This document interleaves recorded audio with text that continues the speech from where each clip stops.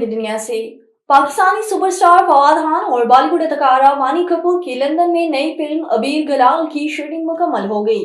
आरती S Bagri की हदायत में बनने वाली ये रोमांटिक कॉमेडी फिल्म भारतीय और पाकिस्तानी सिनेमा के लिए एक नया तजुर्बा साबित होने की उम्मीद है। फिल्म की प्रोडक्शन इंडियन स्टोरीज A40 और आरजे पिक्चर्स के बैनर तले की गई है। हाल ही में फवाद और वानी की सेट से कुछ तस्वीर वायरल हुई जिनमें दोनों को फिल्म की टीम के साथ मुस्कुराते हुए देखा जा सकता है।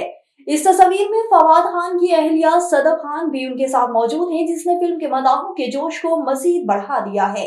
पाकिस्तान शोबिस इंडस्ट्री की मारूफ अदाकारा हमजा अली अब्बास ने कहा है कि मैं पैदाइशी मुसलमान नहीं हूँ, बल्कि मैं खुद को शऊरी मुसलमान समझता हूँ।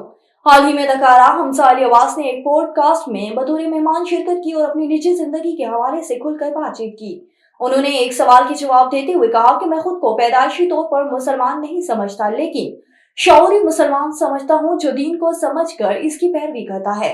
अदाकार का कहना है कि हाँ, एक मुसलमान घराने में पैदा हुआ। मैं पहले से एक मुसलमान था, लेकिन अब मैं जो जिंदगी गुजार रहा हूँ वो मेरी अपनी मर्जी की है। मैंने तमाम मज़ाहिब का मुताला करने के बाद इस्लाम का इंतखाब किया। और बैनुल-अक़वामी शोहरत याफ्ता मारूफ गुलकार आतिफ असलम ने सऊदी अरब में कॉन्ट्रैक्ट से मुतल्लिक उनसे मंसूब बयान से लाताल्लुकी का इजहार कर दिया। करीबी सराय के मुताबिक आतिफ असलम ने सऊदी अरब में कॉन्ट्रैक्ट करने या ना करने से मुतल्लिक कोई बयान नहीं दिया।